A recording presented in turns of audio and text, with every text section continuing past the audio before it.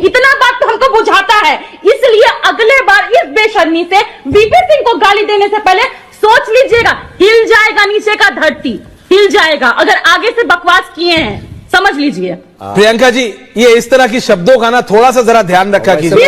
You are an official spokesperson, you are an official spokesperson of a party.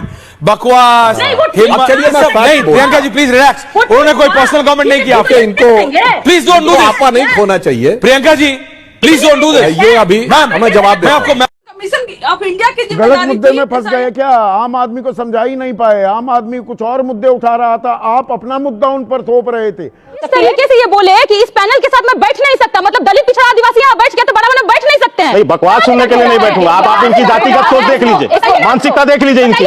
आप इसे मानसिकता देख समझ सकते हैं। जवाब दीजिए। मुझे ऐसे बकवासों का जवाब नहीं देना। कंचना, क्या आप इस सवाल का जवाब देंगी कि दरअसल ये शुभ संकेत है क्या? ऐसे धमकी भरे लहजे में, धमकी भरे लहजा क्या? सीधे सीधे धमकी दे रहे हैं राहुल गांधी कि पहले आप सुनिए कि जब इलेक्शन कमिश्नर ऐसे बोलते हैं कि आपके पास दो ही ऑप्शन है, या आप शपथ लीजिए और या तो आप देश से माफी मांगिए और 7 दिन के अंदर ही मांगिए, नहीं तो आपको झूठा करार दिया जाएगा। तो आप ये धमकी नहीं समझते हैं?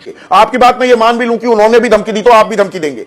नहीं, बात अब ये नया दौर हो गया है राजनीति। आपने जनता को डिक्टेट किया कि आप ये डॉक्यूमेंट दीजिए, नहीं तो आप बांग्लादेशी हैं, नहीं तो आप घुसपैठी हैं। एक तो आप झूठ बोलते हैं, आप सूत्रों के हवाले से बांग्लादेशी घुसपैठिया का खबर चलवाते हैं। कंचना देखिए, उसके लिए तरीके हैं ना, आप लाइए ना महाभियोग, जाइए ना सुप्रीम कोर्ट, आधार को पहचान मान लिया ना। बीजेपी की भाषा बोल लीजिए, लेकिन जो हमारी सरकार आएगी कार्रवाई होगी। ये तो कोई धमकी नहीं है। ये धमकी नहीं है तो और क्या है? ये धमकी नहीं तो और क्या है? मुझे फिर ये बता दीजिए। फिर तो यही चलेगा, फिर तो हर कोई किसी को डराता धमकाता फिरेगा, मेरा नंबर आएगा पीछा नहीं छोड़ूंगा। ये क्या तरीका है?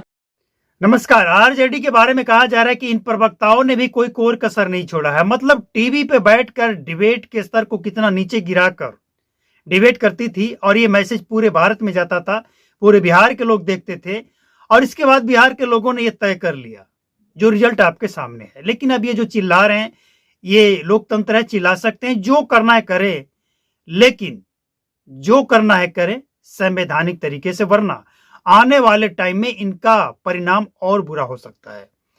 देखिए, एक बात आप समझ लीजिए, ये सोशल मीडिया का जमाना है। हर एक खबर लोगों तक पहुंचने में 1 मिनट नहीं लगता है, पूरे भारत में वायरल हो जाता है।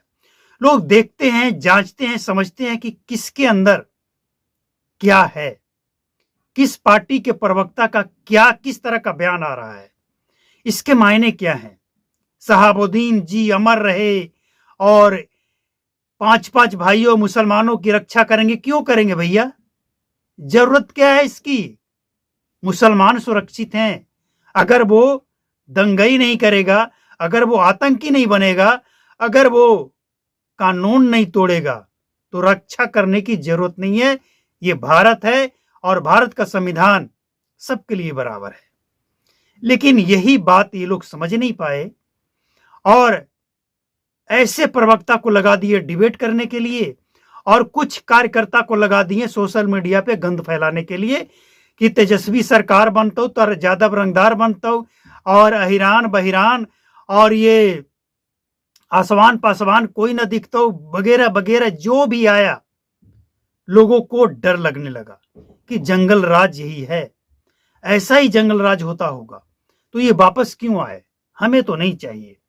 तो जनता ने इसके बाद जो मैंडेट दिया, अब ये सवाल ईवीएम, मतलब पहले ईवीएम हैक होता था, इसके बाद वोट की चोरी हो गई, इसके बाद बिहार की जनता ही बेकार है। बिहार की जनता को सरकारी नौकरी नहीं चाहिए, बिहार की जनता को मूर्ख समझते हैं। हर घर में सरकारी नौकरी कैसे, कहां से, सैलरी कहां से? लेकिन नहीं, कुछ भी बोलेंगे, इनकी सरकार बननी चाहिए।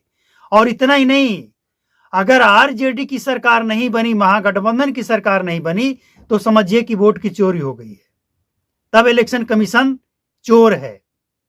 और अगर इनकी सरकार बन गई तो इलेक्शन कमीशन सही है, वोट की चोरी नहीं हुई। ये मानसिकता क्या बताता है? लोग मूर्ख हैं क्या? नहीं समझ पा रहे हैं? अरे जाहिलो, लोग सब समझ रहे हैं और इसीलिए तो जवाब दिए।